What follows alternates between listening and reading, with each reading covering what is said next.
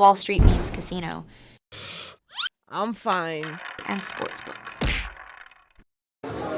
Andrew McCart, IFLTV. You already know I'm always delighted to be joined by Mr. Gareth A. Davies, Gareth himself. Gareth, what's happening, mate? I've seen you up in Morecambe yesterday. How was that? Oh, it was very, very interesting. I really felt like Tyson Fury's on point.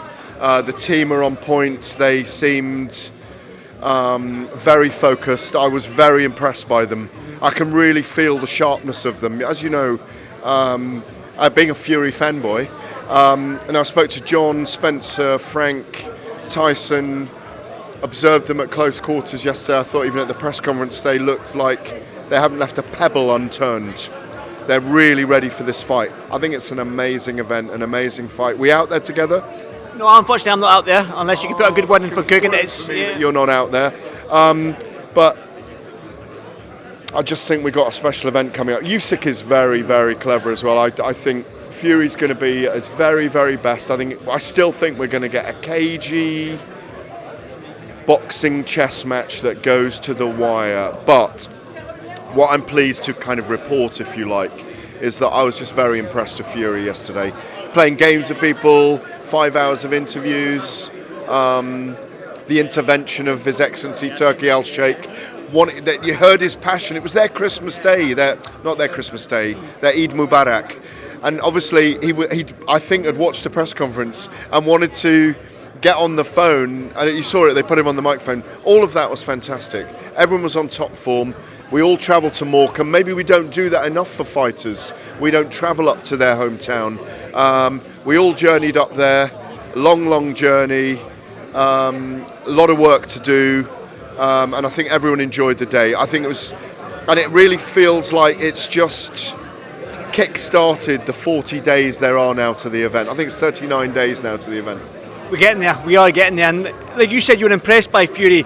And it seems like Fury has given Usyk his credit. He's saying that he's a tough competitor, and Fury, in his own words, has to be at his best because he knows how tough this fight is. Yeah, and I agree with you, and I think that was the key yesterday as well. Fury spoke very kindly about Usyk. He respects him as a man. It's strictly business. Yes, he'll call him the rabbit and the sausage and all those things when they get together in Saudi. That's part of his sell, part of the hype and promotion that he does get involved in. But you could feel the diligence behind the scenes that he's done on knowing about the heavyweight. He knows he's a very kind of encyclopedic figure on the game anyway. Does he not throw questions at you sometimes like, yes. Yeah, exactly, and that's great. And we're always, all of us, studying the game in that way. And his study of the heavyweight division, his look at the cruiserweight division, he's been working out systemically in his mind where Usyk sits with him.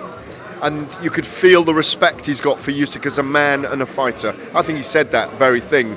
So, man, we are in for something special. It's going to be very, very special. I totally agree with you, Gareth. And we've also got, with that undisputed fight up at heavyweight, we do have that Anthony Joshua fight lingering in the background. Now, His Excellency has said, I think he said a few months back that will be the fight if Joshua beats Usyk. But Tyson came out and said, no.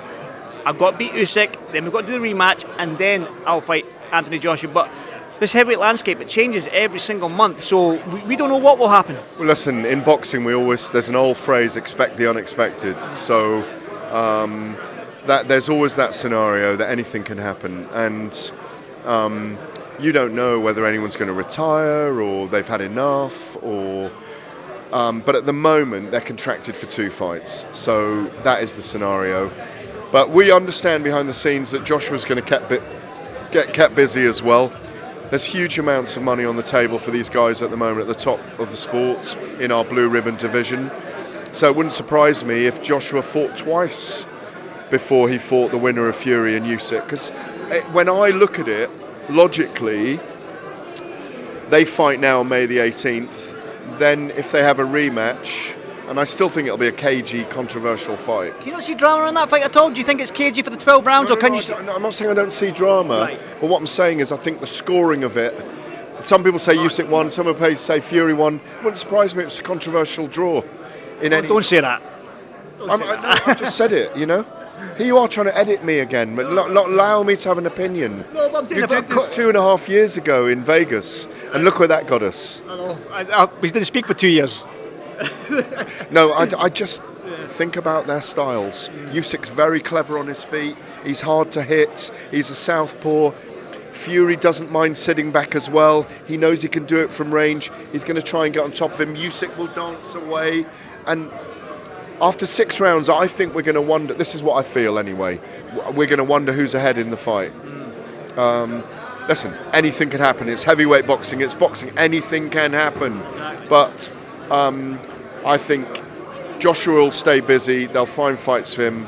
It looks that there's talk about him fighting potentially in September, which is brilliant. Against Turgovic or Dubois, I believe that's what I heard. I mean, we don't know that, but that's what people are speculating about. It makes sense. And other than that, there's 14 other heavyweights that we know about at the moment. You could literally, I say this a lot now, put their names on billiard balls, throw them in a hat, pull them out. You can make 7 fights right now that you'd go, yeah, watch that, I'd watch that. Because it's the heavyweight division's alive, really alive now. I totally agree with you there, Gareth, and I'm going to do a quick hard segue because I think this press will start a wee bit. I want to go on this. We love a storyline in this media game that we play. We love a storyline, whether it be fighters don't get on and we have that little back and forth between fighters, but it seems like we've got a little storyline between Mr. Eddie Hearn, Ben Shalom, and this whole purse bid scenario, and another one from yesterday is Usyk Chamberlain, the last minute being pulled from the Chef Clark purse bid. Now, again, like I said, we love storylines. What's your thoughts on it? Well, I'm bored by it.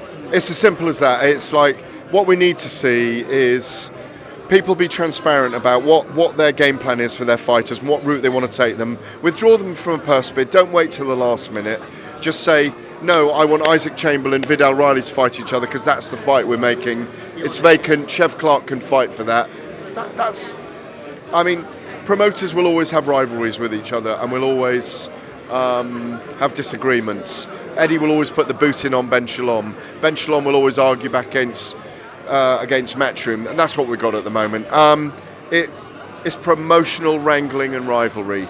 I don't mind the Usyk Chamberlain Vidal Riley fight. I think it's a good one, and they were even building up towards it in that fight week anyway, saying we're looking at that fight. Chef Clark probably is missing out maybe, and not fighting for the British title against Usyk Chamberlain, but he'll fight someone else. They'll all fight each other in the end, but they're always going to put the boot in on each other unless, here's the perfect segue to end it, they're working together on a 5 versus 5, which we'll see on Monday when Frank Warren and Eddie Hearn are working together with the Saudi Arabians at the moment. And I can't wait for that on Monday, and they're telling me it's going to be very, very special. I do want to touch on that a little bit, but I feel like we just save it till Monday. Yeah. Can I get a quick one just before you let go? Jerome Ennis signing with Eddie Hearn, how big is that? Say Jerome Ennis signing with Eddie Hearn, how big is that? That creates a lot of matchmaking power for Eddie Hearn. Boots Ennis is one of the dark horses of that welterweight division, and there's some great matchups that they can make with that, yeah, definitely. Gareth, as always, a pleasure, big man, and I'll see you soon, brother. Thank you very much. Thank you. Wall Street Memes Casino I'm fine. and Sportsbook.